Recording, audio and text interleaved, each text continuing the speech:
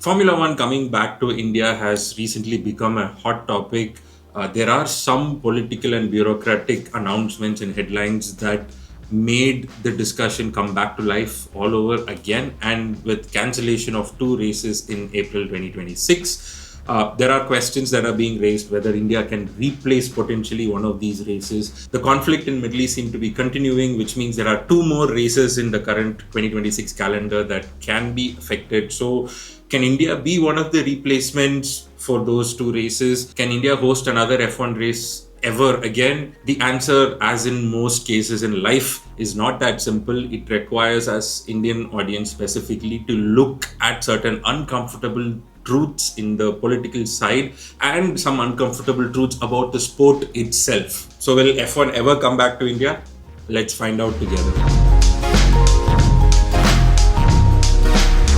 So before I give you a yes or a no answer, we need to understand why Formula One went out of India in the first place. And to understand that, you need to understand how Formula One actually works. Once we get these two out of the way, it gets easy for us to discuss potential solutions and even timelines, but we need to start at the basics. How does Formula One make money? FOM, Formula One Management, is currently owned by Liberty Media. That move happened in 2017. Before 2017, CVC Capital Partners owned a majority stake in the sport. Formula One is not a sport in itself, it is a league. The way to explain this better is think of motorsport and its parallel as cricket, right? Formula One is equal to an IPL or some kind of a league, right? There are multiple other kinds of motorsports with different rules and different kind of requirements for the teams and the cars and the participants. But in essence, if you were to oversimplify it, think of Formula One as a league under the umbrella of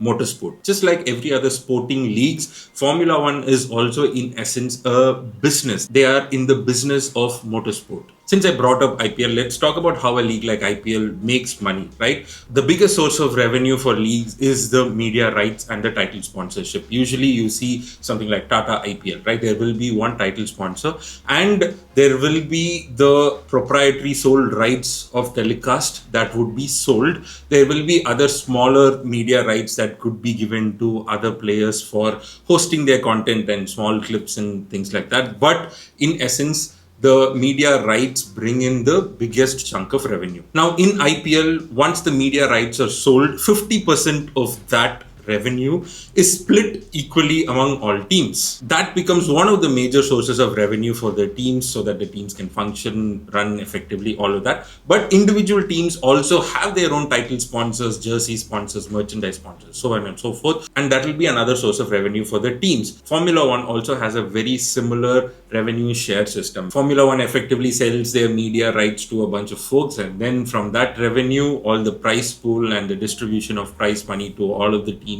participating, that is calculated and distributed. That is very similar to a lot of other sporting leagues. But there is one very specific difference between Formula One and, for example, let's take an IPL. The teams participating in IPL, they all have their home games. Approximately 80% of the revenue that was generated in a home game goes to the hosting team. But Formula One does not have home races. I know Monza could be considered a home race for the Tifosi, but that is not technically a home race, right? It is because Ferrari is from Italy. If that's the case, all of the Middle East countries, whose home race is that? We don't have a team from Singapore, we don't have a team from Japan. So the concept of a home race and revenue from home race does not exist in Formula One. This is one of the biggest differences between Formula One and many other sporting leagues in the world. It's just in the way things are run because of the international nature of how this sport works. Like, it's essentially a circus that goes from country to country. Formula One does business very differently. In fact, Formula One as a sport has such complicated logistics and travel plans and visa issues and customs and everything that it actually is very, very expensive to even run this sport without any external help. That's why the business model of Formula One is very expensive and it is very different from any other sporting leagues. In fact, every track that wants to host a Formula One race has to pay a hosting fee. I want to reiterate here that Formula One is also a business, which means like any business, it will be attracted to spots where there is more growth and more revenue opportunities. In recent years, Formula One has been paying a lot of attention to American audience with their Apple deals and whatnot. Why? Because that's where the money is. There are a lot of technology companies who are willing to invest, and there are other investors also interested. And when you look at the Formula One calendar, it becomes very obvious. There are very few races in Eastern Asia and South America. Most of the races are focused on North America, Europe and Middle East, where there is a lot of money. So if there are no home races for any of these teams, how are the races decided? Who decides the calendar? In fact, Formula One management looks at all their opportunities, business potentials and like investment potential, and decides whether to visit a country or not, right? And then they propose a potential calendar to an entity called the FIA. Now, who is the FIA? FIA stands for Federation International de Automobile. Basically, it's an organization that is like a rule book and a referee for all motorsports, specifically four-wheel motorsports. And the FIA control two kinds of licenses. One is the licenses and accreditation given to racetracks, and the other is the FIA Super License, which is a license given for drivers to be able to take part in Formula One races. So this FIA accreditation comes in like 6 grades, grade 1 to grade 6. Grade 1, if a track gets a grade 1 accreditation, it means it is ready for Formula One. Grade 2 would be for Formula 2, IndyCar and World Endurance Championships, and then so on and so forth. The grade 6 is like the smallest accreditation that can be given to any local races like go-karts and things like that. Now, when Formula One management gives a potential calendar to FIA, FIA sees that if all the tracks are grade 1 approved, and then they give a thumbs up to the calendar. So now, how does a track get into a calendar? Firstly, the owners or the promoters of the track, they have to contact Formula One management and say, hey, we would love to host Formula One here. And then Formula One management will look at the track's potential. Is there opportunity to grow a brand new set of audience? Is there potential for bringing in more sponsors and revenues for not just for Formula One, but for the teams? Does the sport have any room for growth? Right? That is what Formula One management looks at and decides to give a yes or a no to that specific track or a country. Once when both parties, the track owners and the promoters and the Formula One management, if both of them are interested in hosting a Formula One race, the promoters have to pay a hosting fee to Formula One. These hosting fees can be anywhere between 25 to 60, 70 million dollars. So the next thing on the to-do list is for the owner or the promoter of the racetrack to find the hosting fee, gather it up and give it to Formula One and say, hey, we would love to host you. He can either pay it from his own pockets or he can get some sponsors to help out, but that's entirely on the promoter and the host. So if it is this expensive to even get Formula One management's attention, right? How does any F1 track or promoter make any money? I think it is important at this point to mention this fact in the video. Formula One races as an individual race, like Indian GP or Italian GP or Brazilian GP, whatever, right? As individual races, they are almost never profitable, or being profitable is never the goal for hosting a race. See, I've been making videos about this topic in short form, especially on Instagram, and one of the most recurring comments is that now Formula One is very popular in India, and because of that, tickets will all sell out and somehow we will meet the hosting fees and it will become profitable. No, even if we have the highest ticket prices and we have filled out the entire Budh International Circuit, we will still only meet roughly 30 to 40% of the hosting fees in itself. Now, on top of that, a lot of people say, oh, we have all of these commercials and partnerships and ads, and you can make a lot of money through that. That is, again, not how Formula One works. A lot of people vastly overestimate the amount of sponsorship that comes in for a racetrack, because in essence, you're paying for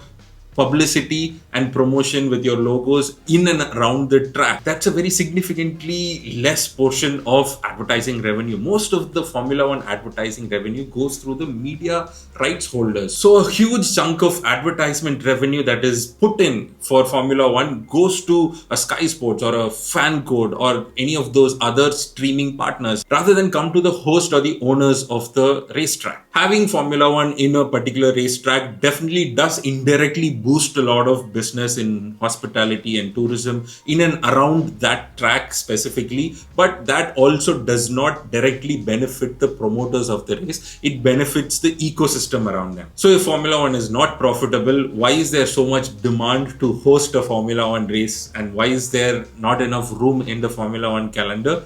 It's because it's a good signaling opportunity. It's basically a country signaling to the rest of the world saying, hey, we have good interests in the country. We have good people who are willing to spend money to be entertained. We have good logistics. We have good public relations. We can pull off something of this bigger scale.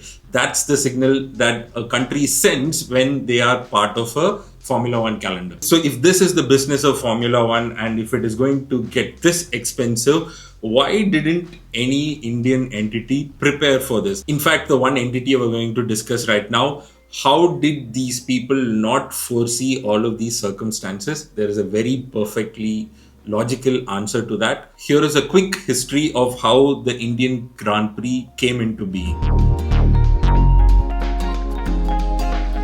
The ambition to host a Formula One race in India was first and foremost purely a private sector interest. Now that is your first problem. JP Group, JP Associates, right? They are the ones who first cooked up the idea to host a Formula One race in India. And in fact, they actually had a bit of government support. Are they the right people to get into building a track in India? JP Associates were actually industry titans, especially in the construction business. They were responsible for the Sardar Sarovar Dam in Gujarat, and they also were responsible for the Yamuna Expressway as well. So the decision to build a FIA Grade 1 race track in Noida, Greater Noida, was actually a dream for JP Groups to create a sports city. All of this was good. They were doing financially well at the time, so this was a very valid ambition. So when they got the permission to build a circuit and when they started planning it, they hired Herman Tilke, who is the chief architect for this track. Now this name for Formula One enthusiasts will sound very familiar because Herman Tilke is the GOAT when it comes to creating circuits. The track in Bahrain, Shanghai, Marina Bay, Jeddah, these are tracks designed by Herman Tilke in the current calendar. This guy is really good at developing a racetrack, and Indian GP's Buddh International Circuit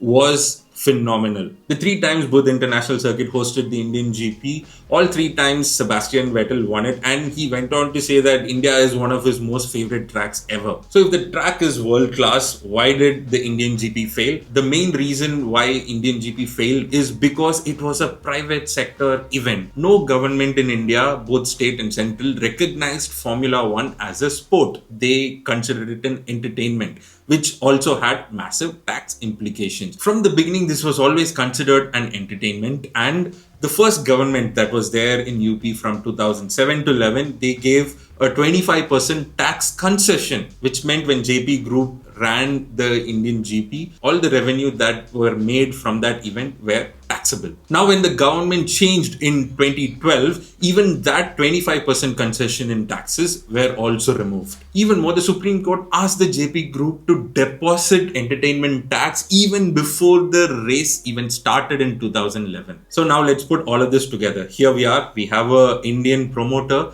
who is willing to host Formula One, who is willing to pay the hosting fee. And the only way for him to make money is to ticket sales and some sponsorships and some hospitality related things. And all of this revenue is taxable, and the entertainment tax is 40%. Another big implication of Formula One not being considered as a sport has to be on the customs side of things. For example, many host nations put a very specific temporary regime in customs so that all of these Formula One equipment can go and come out of customs because it is considered a sport. This is how most sporting goods travel around the world. In India, every team that came in had to pay import duties, and on top of that, some teams towards the later races have stopped bringing in upgrades to India because it just made it more expensive to get them to India, and there was just too much paperwork. You can see how problematic when it comes to logistics and operations all of this became. And yes, we ran for 3 years, and by the end of the third year, we took a break. There was another big issue that was propping up that even the JP Group did not expect in 2011, which was by 2013, Indian audiences were not even buying tickets. In 2013, the tickets were 60% of the prices from 2011, and we managed to fill only 70% of the track, which meant JP Group, they were barely making any revenue and their debt was piling up, which inevitably led to their collapse. JP Group's bankruptcy was not necessarily completely due to Formula One, but definitely Formula One had a huge impact on their P&L. And yes, in 2014, we took a break. The hope was that Indian GP will be back in 2015, but that never happened. I did mention one of the reasons for the unsuccessful Indian GP was the bad understanding of how Formula One actually works. The final straw for Indian GP was the 2017 Supreme Court verdict. In essence, what the Supreme Court decided was, when the race was happening in the Burj International Circuit, Formula One management had so much control of the venue and the event. So they considered the track as a permanent establishment of the Formula One management in India. And then the Supreme Court went on to demand that all the earnings made from Indian GP, the Formula One management was liable to pay taxes. But everywhere else in the world, Formula One management's hosting fee was tax-free, which means that as a country, we made it so difficult for Formula One management to look at any bright sides at hosting a Formula One GP in India, because the audiences were dwindling. There was so much of paperwork and confusion from customs for the teams, so the teams did not enjoy coming into India. Thirdly, the taxing system just made it so difficult for Formula One to consider coming back to India again. I also want to clarify two things here. I don't want to take sides here, but from the government's point of view, when there isn't a government sponsored or a government established national body looking at motorsport as a sport, obviously all of these issues were bound to happen because there was no interest from the government side given for motorsport all this time. And the second thing is, this is not Indian audience's fault either for not showing up for these races, because globally Formula One also faced a similar decline in viewership and popularity during those years. So it is not all Indian audience's fault as well. But even if the track was fully filled, it still made no financial sense for both the promoter and Formula One to come to India. So before we talk about the recent headlines and how to fix all of these things, I want to ask this question. Does India still look exciting for Formula One management? I know one can argue that, Formula One is really cool in India right now. There are a lot of new fans following the sport. All of that happened without having a race, right? So does bringing a race to India that exponentially increase the growth of Formula One popularity in India? That's very subjective and very difficult to answer. It's not like when you bring Formula One to India, we are giving it at a subsidiary for the common man to catch up and watch these races, right? It's still going to be expensive. It is still going to be difficult for an average person to save up and spend money on an expensive Formula One ticket. But the bigger question that we need to ask is bringing Formula One back to India going to benefit the Formula One management in terms of commercials? We need some reforms that need to be made in terms of the understanding of the sport in India. As of early 2026, things do look promising. As per the National Sports Governance Act of 2025, we will have a comprehensive statutory body and policies and framework that will help us host bigger events like the Olympics or even Formula One. We also learned that in early 2026, the Ministry of Youth Affairs and Sports are actively looking into removing the hurdles like the taxation issues and the red tape that killed the sport in the first place. In parallel, the sealed and closed Burj International Circuit is now slowly opening up, and we also have two big private entities bidding for ownership of the track as well. In essence, India is definitely getting ready to host Formula One. The audience definitely are interested, but will Formula One be interested to come back to India? We as a country lack momentum. There is no big personality sitting in any of the team principal positions or any popular positions positions in the management. We don't have anybody in the FIA. We don't have anybody in the Formula One management doing our talking. And we also need to look carefully at Formula One management and see what are they doing right now in 2026 and how are they planning to expand the sport. See, all of their investment over the last couple of years has been towards US. Why? Because US is the place where there is a lot of investment coming in from tech companies, and US is another big audience that have purchasing power. They will buy the merchandise, they will buy tickets. And one of the biggest switch ups in Formula One has been that it is no longer considered just a sport globally. It has become part of pop culture. The drivers are treated more like celebrities than athletes. Now we have to ask that question. Yes, India is good when it comes to pop culture. Yes, a lot of Bollywood celebrities are involved in racing. Yes, there is interest in the pop culture side of things. But in the technical and investment side of things, do Indian companies match any other country in terms of investment?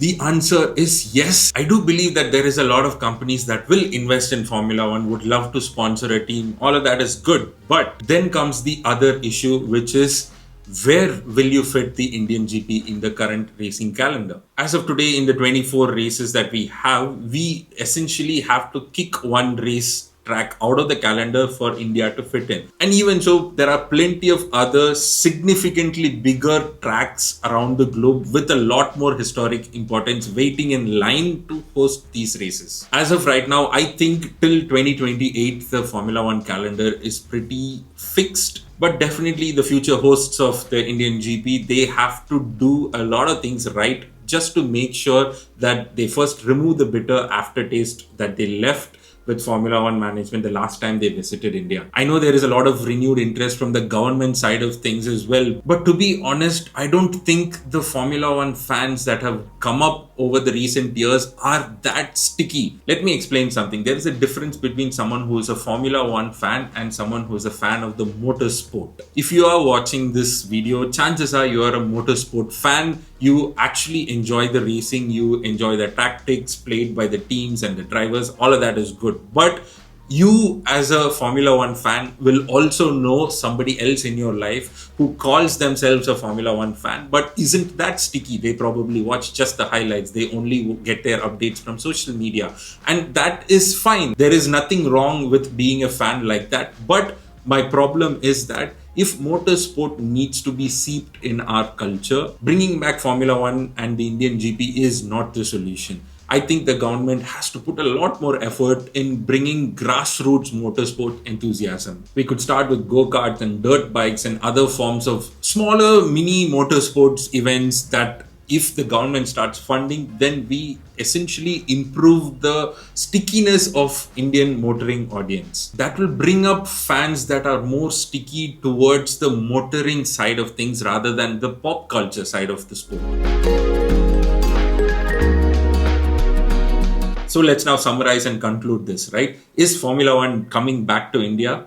Well, we definitely have renewed interest among the audiences, and this time we also seem to have government support as well. So these are positive signals from our side of the country and the host towards Formula One, right? Now, Formula One has to decide whether they want to come to India as well. For that, we need a really strong advocate from India talking on our behalf. So yeah, before 2025, the chances of India hosting Formula One again was probably less than 5%, and right now I would say it has come up to 20 to 25%. But again, there is a lot of work to do. When is it coming back to India? If things work well, I think there will be calendar space in 2030 to 35. So yes, we are potentially looking at another 3 or 4 more years in the minimum for us to see Indian GP come back to the calendar. But I do want to say that's a huge if. If the government still continues to be interested in hosting, and if the tax slabs are removed, yes, there will definitely be an Indian GP